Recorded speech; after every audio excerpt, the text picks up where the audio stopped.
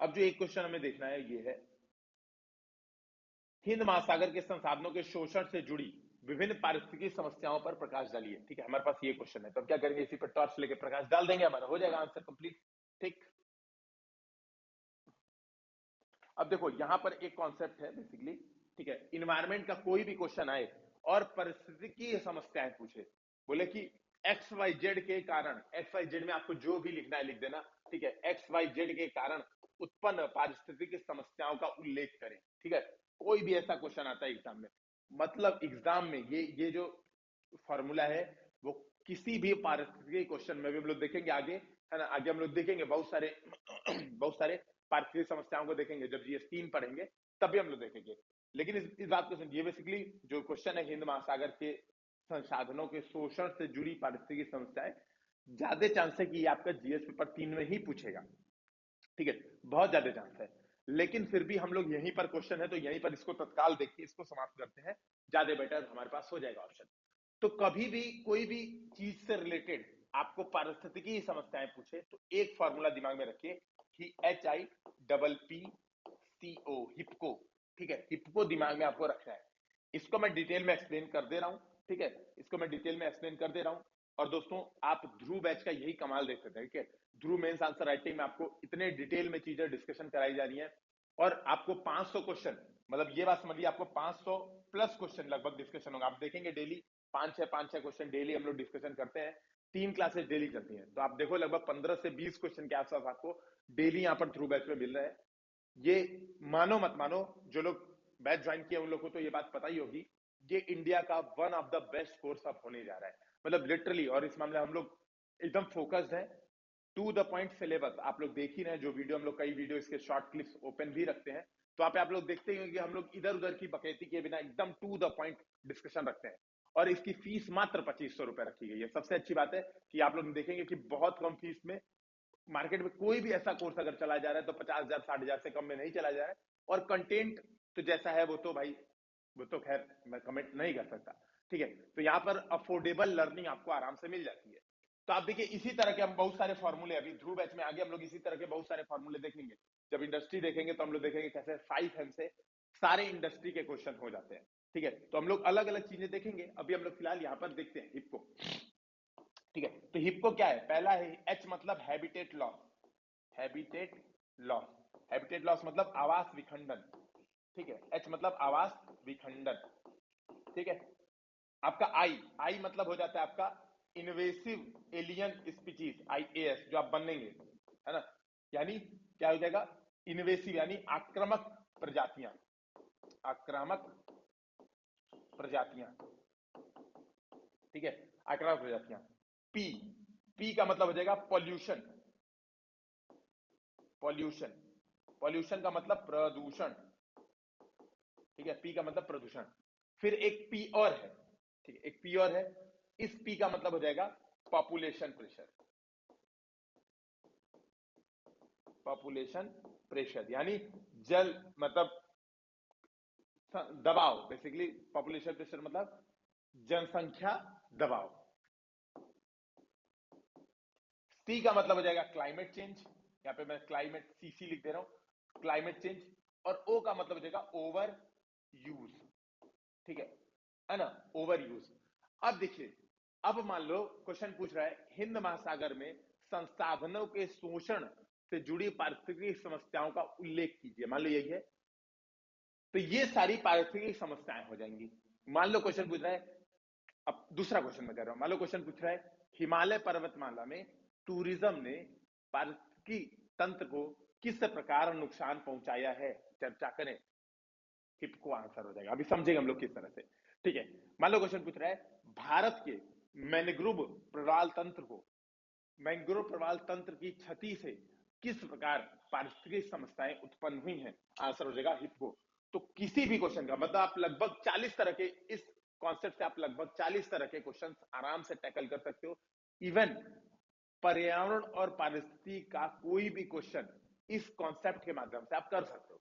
तो क्योंकि आपको एक बैठे बिठाए एक स्ट्रक्चर दे रहा है, बैठे बिठाए एक बहुत इजी स्ट्रक्चर आपको दे रहा है। और थ्रू बैच का यही कमाल है, क्योंकि हम लोग ने खुद काफी मेहनत की है चीजों को समझने में। ठीक है, काफी एक्सप्लेन किया है, चीजों को डिस्कशन किया है, तो आप देखोगे ये सब कॉन्सेप्ट वहीं से उभर के आते हैं।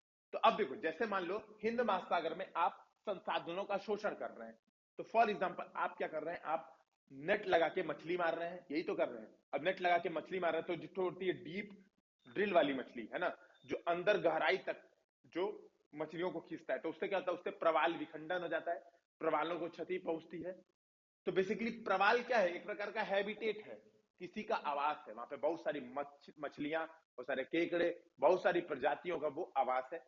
तो जब हम संसाधनों का शोषण कर रहे हैं, तो पहली पारिस्थितिक समस्या जो उत्पन्न कर रहे हैं वो क्या कर रहे हैं, आवास विखंडन कर रहे हैं। बहुत ऐसी प्रजातियां, ठीक है, बहुत ऐसी प्रजातियां जो जैव विविधता के लिए बहुत इंपॉर्टेंट है, जो की स्टोन है, उनका आवास विखंडन हो जाता है और विलुप्तता का संकट बढ़ता है। तो आवास विखंडन पहली समस्या हो गई पारिस्थितिक तंत्र के समक्ष। ठीक है, ये बात क्लियर हुआ कि हमने संसाधनों का शोषण किया, हमने पॉलीमेटेलिक नोड्यूल निकाले हिंद महासागर से, तो आवास विखंडन हमने किया। अब इसी क्वेश्चन को चल लो हिमालय में। हिमालय में हम ट्रैवलिंग कर रहे हैं, हम बहुत ज्यादा ट्रैवलिंग कर रहे हैं, तो हम क्या कर रहे हैं, वहां पे वनों को काट रहे हैं, वहां पे अपने घर बना रहे हैं। ठीक है, वन क्या है, एक प्रकार के आवास है, तो उससे क्या हो रहा है, आवास विखंडन की समस्या हो रही है। पहली बात क्लियर हुआ। पारसी समस्या नंबर 1, आवास विखंडन। तो किसी भी क्वेश्चन, मैंग्रोव काटे तो क्या हुआ, वहां पे जो प्रजातियां रहती थी मैंग्रोव पारितंत्र में, उनका आवास विखंडित हो गया। हमने नदियों पे बांध बना दिया, तो मान लो क्वेश्चन आ रहा है कि नदियों पर, भारत में नदियों पर, जैसे ऐसा क्वेश्चन मान लो आ जा रहा है कि भारत में राष्ट्र, देखो क्वेश्चन नोट कर लो, ये 4-5 क्वेश्चन नोट कर लो, क्योंकि सब इसी से हो जा रहे हैं। हम लोग जब जीएस पेपर 3 करेंगे ना, तो मैं बोल दूंगा कि ये जीएस पेपर 3 वाला मैंने टॉपिक डिस्कशन कर दिया है। तो ध्यान में रखिएगा कि जीएस पेपर 3 में अब इसको अलग से नहीं डिस्कशन किया जाएगा। ठीक है, बस मैं एक बार लिंक जोड़ते हुए चलूंगा कि देखो मैंने वहां पर डिटेल में डिस्कशन किया था ज्योग्राफी के लेक्चर नंबर 9 में, बस वहां पे ऐसा लिंक जोड़ते हुए चलूंगा।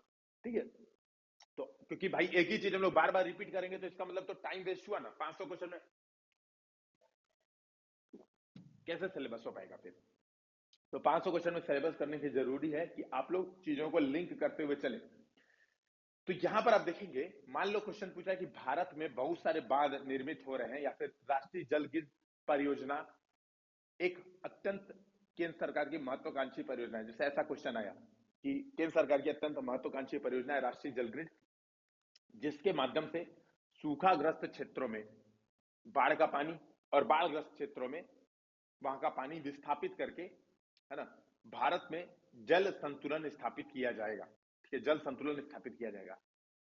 इससे संबंधित पारिस्थितिकी तंत्र की चुनौतियों का उल्लेख करें। ठीक है, तो समझिएगा क्वेश्चन, क्वेश्चन क्या कह रहा है कि विभिन्न बांधों और नहरों के माध्यम से, वो यूपीएससी वाले ऐसे ही लंबा चौड़ा स्टेटमेंट देते हैं, जो हम लोग को बेसिकली पता होता है, पहले ही बता देते हैं। ठीक है, हम लोग को यही पता होता है कि हम क्या करेंगे, जो राष्ट्रीय जल ग्रिड है, बेसिकली जो पूरे इंडिया में जल ग्रिड बनाया जा रहा है।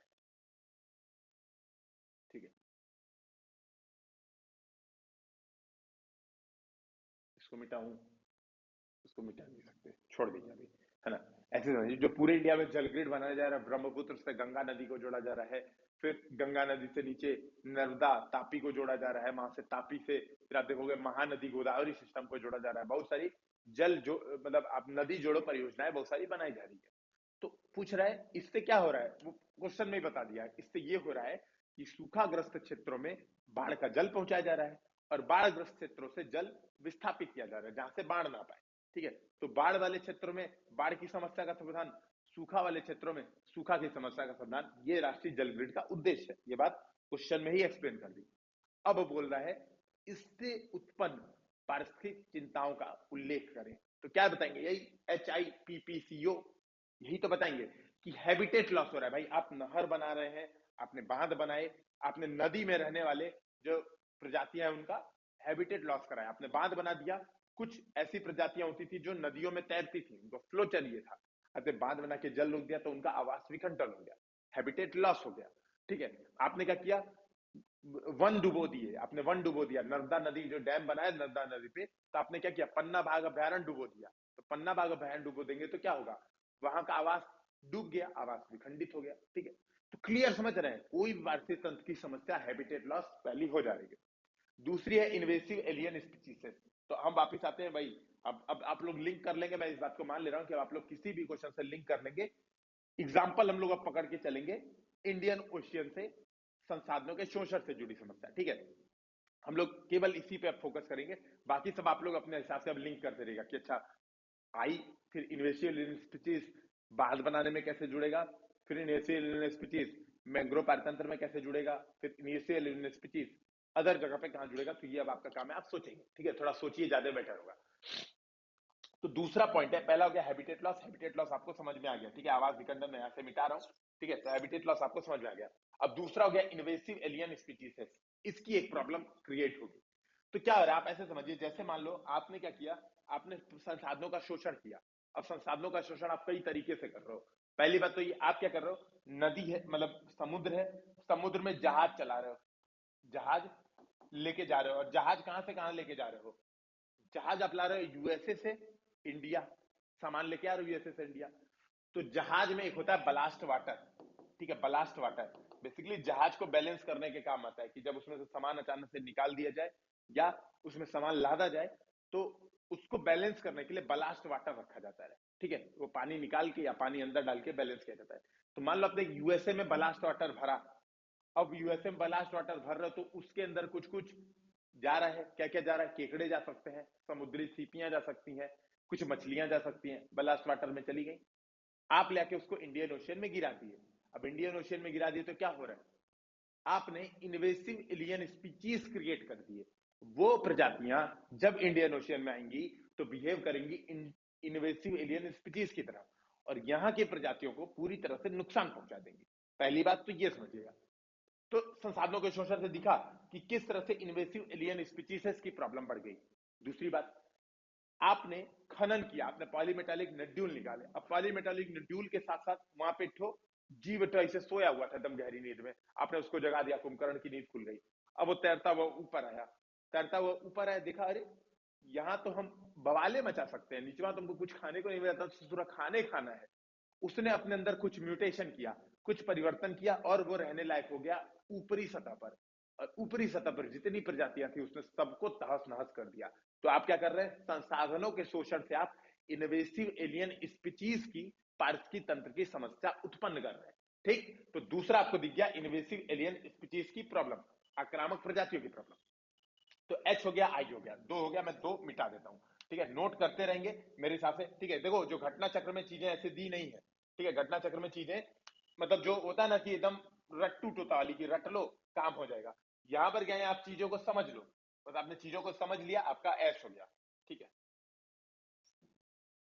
तो हिप्को में आपका एच और आई खत्म हो गया। ठीक है, इसको मैं यहाँ पे साफ सुथरा थोड़ा लिख दिया है, बोर्ड वर्क थोड़ा साफ सुथरा कर लेते हैं। तो एच हो गया आपका, आई हो गया।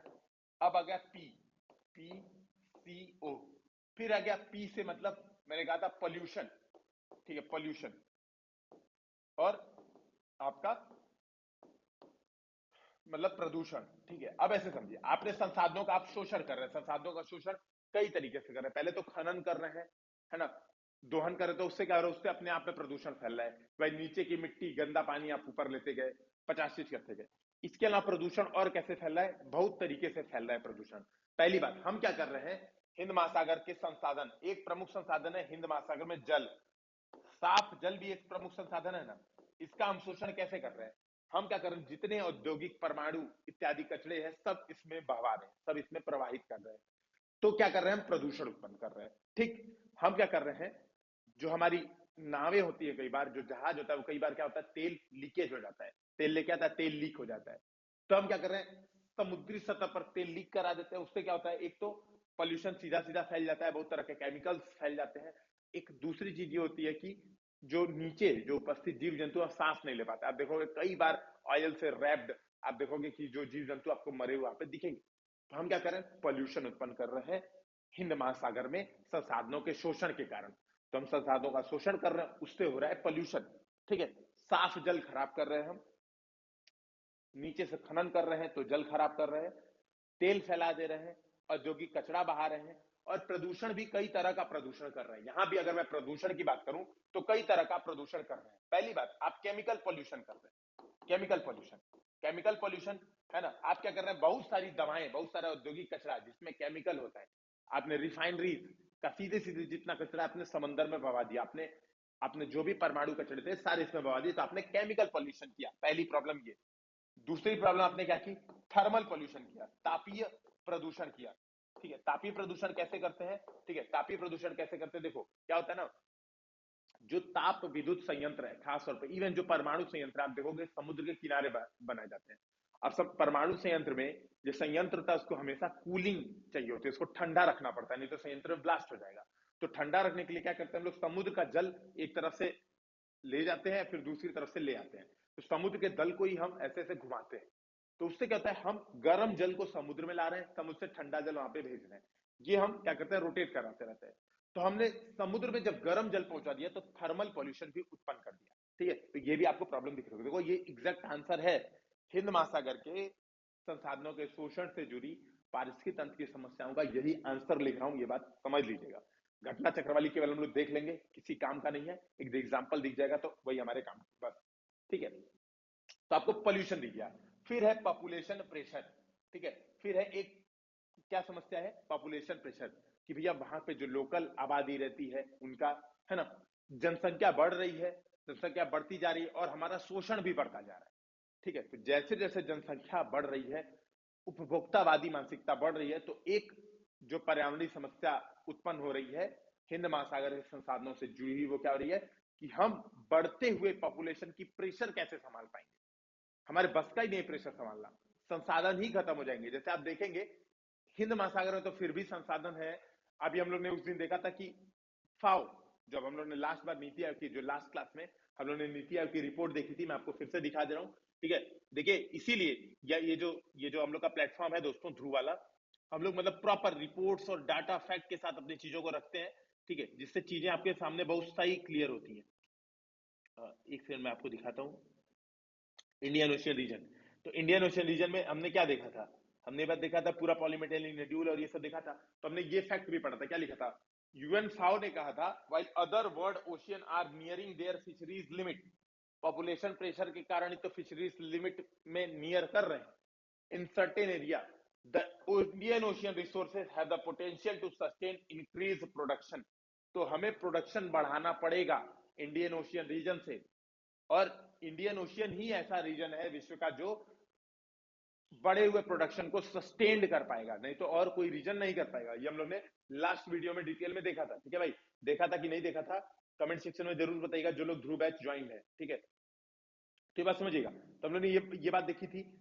तो अब क्या होगा, आप पॉपुलेशन प्रेशर के माध्यम से आप क्या करोगे, आप बेसिकली आप जो बढ़ती हुई पॉपुलेशन है उसको संभाल नहीं पाओगे।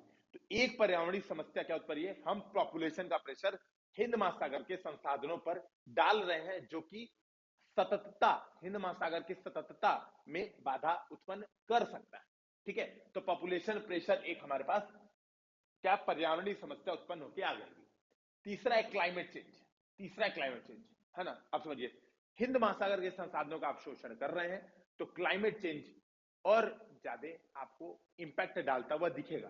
क्या हो रहा है बेसिकली, आप समझो, जल स्तर बढ़ रहा है, हमने संसाधनों का शोषण किया खूब ज्यादा, है ना। आपको पता है कि जो वैश्विक जो जो वैश्विक सर्कुलेशन तंत्र है, जो वैश्विक परिसंचरण तंत्र है समुद्रों में, वो क्या है, एक दूसरे से जुड़ा हुआ है।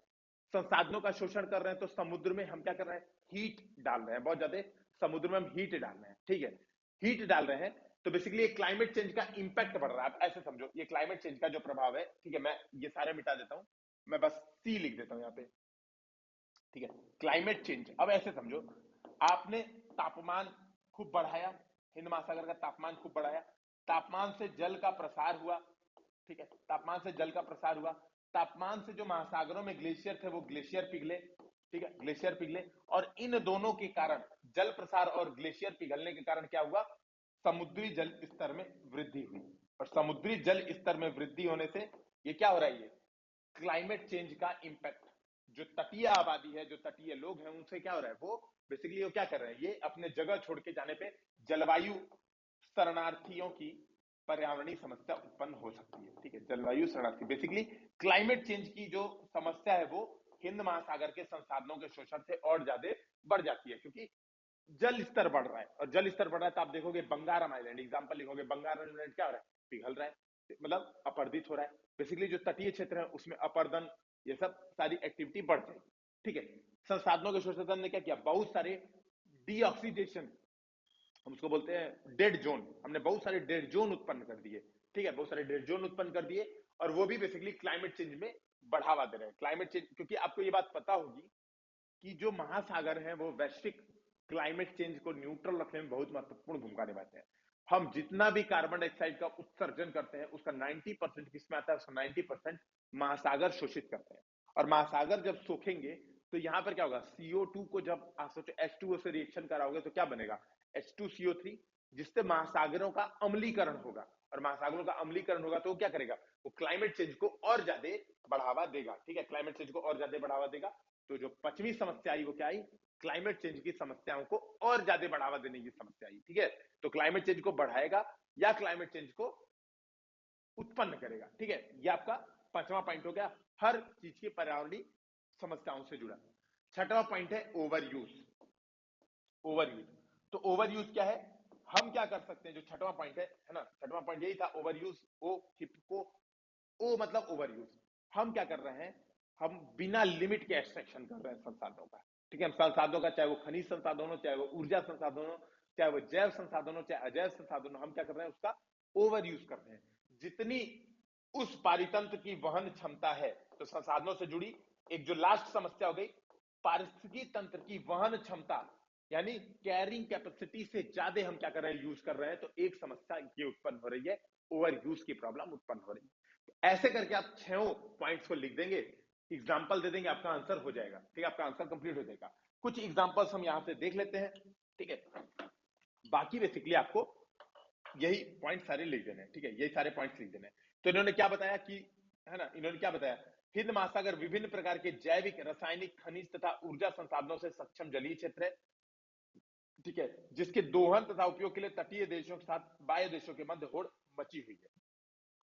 यहाँ पे एक अंतर्राष्ट्रीय व्यापार मार्ग भी गुजरता है, जिससे मानवीय क्रियाकलापों में वृद्धि की प्रवृत्ति देखी जा रही है। बेसिकली आप इंट्रोडक्शन ऐसे ही बताएंगे, हिंद महासागर अपनी क्षमताओं के कारण मानवीय क्रियाकलापों का एक केंद्र बन के उभरा है। ठीक है, अपनी ऊर्जा और ये सब संसाधनों के कारण मानवीय क्रियाकलापों का केंद्र बन के उभरा है, जिससे निम्नलिखित पारितंत्र की समस्याएं उत्पन्न हुई है। तो मैंने वही हिप को बताया, उस आधार पे लिख देंगे। तो यहाँ पे देखिए वही पॉल्यूशन, पहला इन्होंने पॉल्यूशन बताया, इलेक्ट्रिक पॉल्यूशन, नाभिकीय पॉल्यूशन, प्लास्टिक पॉल्यूशन, यही सब बताया। फिर दूसरा भी बेसिकली वही पॉल्यूशन ही है। तो मैंने हिपको वाला ज्यादा बेटर है। ठीक है, हिपको वाला ज्यादा बेटर है। यहाँ पे आपका क्या होगा, यहाँ पे आपके चीजें रिपीट होंगी कि अपशिष्ट का जमाव, ये भी तो एक तरह से क्या हो रहा है, प्रदूषण हो रहा है। ये भी तो एक तरह से प्रदूषण हो रहा है, और समुद्री प्रदूषण है ही। ठीक है, तो जल के जैविक रासायनिक गुणों में परिवर्तन हो रहा है, जलीय ताप में वृद्धि, तो इसको हम लोग थर्मल पॉल्यूशन में देख लिया था। ठीक है, तो प्रवालों के विरंजन तथा मृत्यु से जैव विविधता पर नकारात्मक प्रभाव पड़ रहा है। तो तापमान में वृद्धि हुई, तापमान में वृद्धि से बहुत सारी समस्याएं उत्पन्न हो रही हैं। तेल का रिसाव, ये भी हम लोगों ने देख लिया था। ठीक है, तो जीव जंतु, जैव विविधता, ये सब खतरा उत्पन्न हो रहा है। ठीक है, मानवीय गतिविधि से नाइट्रोजन, फास्फोरस, जिससे क्या हो रहा है, सुपोषण। ये ध्यान में रखिएगा, सुपोषण।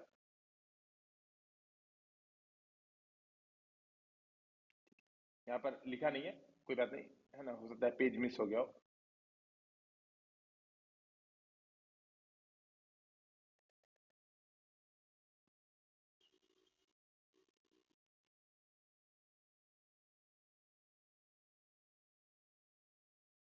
कोयला वेला हम लोग ने सारा कर लिया था। ठीक है, यहाँ पे है ना। तो क्या हो रहा है, सुपोषण की समस्या बढ़ रही है ना। जो भी औद्योगिक कचरा है, जो भी आप देखोगे, नाइट्रोजन, ऑक्सीजन, मतलब नाइट्रोजन के जितने उर्वरक हैं सब समुद्र में बह के अंतिम में जा रहे हैं। तो क्या रहा है, यूट्रिफिकेशन हो रहा है। और यूट्रिफिकेशन से क्या हो रहा है, यूट्रिफिकेशन से ऑक्सीजन कम हो जा रहा है, जिससे डेड जोन, तो मैंने ये भी डिस्कशन किया था, डेड जोन कैसे बन रहा है। ठीक है, तो ये क्या कर रहा है, बहुत नकारात्मक प्रभाव पड़ रहा है। कंक्लूजन में आप बता सकते हो कि इससे बचाव के लिए क्या क्या उपाय किए जाने चाहिए। भाई सतत विकास का प्रयास किया जाना चाहिए। तो इसलिए कैरिंग कैपेसिटी को ध्यान में रखा जाना चाहिए, इससे ज्यादा उपयोग नहीं किया जाना चाहिए। यहां पर इसी क्वेश्चन में आप एक डायग्राम बना सकते हो अपने उत्तर को और बढ़िया बनाने के लिए। ठीक है, आप ये दिखा सकते हो कि हिंद महासागर, है ना, हिंद महासागर, ये समय, टाइम, यहाँ पे दिखा सकते हो परिमाण, मतलब क्वांटिटी, परिमाण दिखा सकते हो। यहाँ पे दिखा सकते हो कि सीमित संसाधन, ठीक है, सीमित संसाधन, और यहाँ पर दिखा सकते हो डिमांड। तो यहां पर दिखा सकते हो, चूंकि ये डिमांड है और ये हमारे पास संसाधन है, क्या हमारे पास संसाधन इतने हैं, डिमांड हमारी इतनी है, तो ये क्या हो रही है, ये विभिन्न पर्यावरणीय समस्याओं को जन्म दे रही है। यथा जलवायु परिवर्तन, हिप को यहाँ पे शॉर्ट में लिख देना, जलवायु परिवर्तन ईटीसी, ठीक है, समस्याओं को जन्म दे रही है। तो ये आप डायग्राम से भी चीजों को दिखा सकते हैं कि हमारी डिमांड कितनी ज्यादा है। यह बेसिकली कैरिंग कैपेसिटी, संसाधन वहन क्षमता, पारिस्थितिक वहन क्षमता हिंद महासागर की, और हम उपयोग, हमारी डिमांड है इतनी। तो इससे क्या हो रहा है, शोषण हो रहा है, संसाधनों का शोषण हो रहा है। जो गैप है बेसिकली डिमांड और सप्लाई के मध्य जो गैप है वो क्या है, बेसिकली संसाधनों का शोषण है। उससे जनित पारिस्थितिक समस्याएं आप वहां पर चाहे तो शॉर्ट में दिखा सकते हैं, ठीक है। तो एक आपके पास ये ऑप्शन हो जाता है। तो अगर आप महासागर भी कंप्लीट होता है, हाँ, महासागर भी हम लोग का डिटेल में कंप्लीट हो जाता है।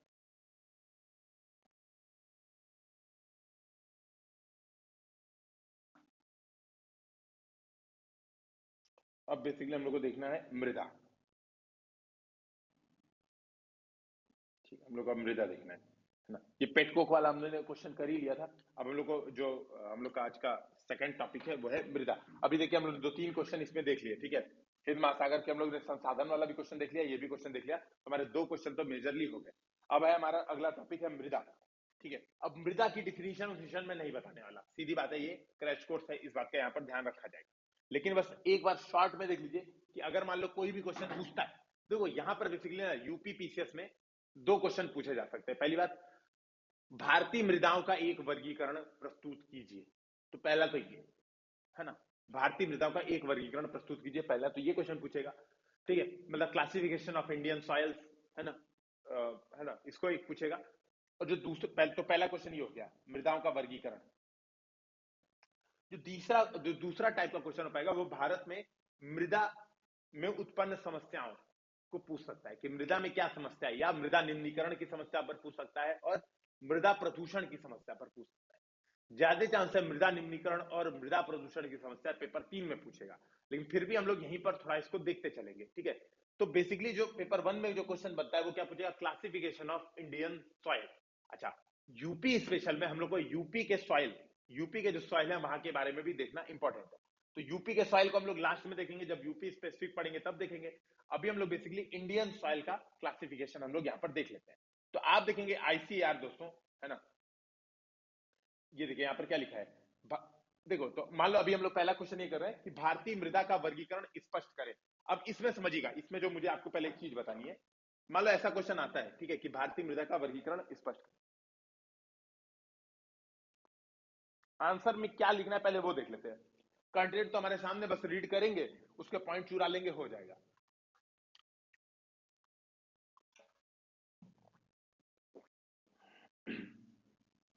तो मृदा का वर्गीकरण, ये एक प्रश्न अपने आप में बन जाता है, ठीक है, यानी क्लासिफिकेशन ऑफ सॉइल्स। यहां पर जैसे आपने बताया, आपने एक तो पहली पहली रिक्वायरमेंट इस क्वेश्चन की है मैप, ये सबसे इंपॉर्टेंट रिक्वायरमेंट है। अच्छा, एक इंट्रोडक्शन होगा, इंट्रोडक्शन होगा, एक होगा फिर यहां पर कंक्लूजन, और यहां पर होगा आपका मेन बॉडी, ठीक है। अब देखो इस क्वेश्चन में इंट्रोडक्शन आप दो लिख सकते हो, दो तरह का इंट्रोडक्शन लिख सकते हो।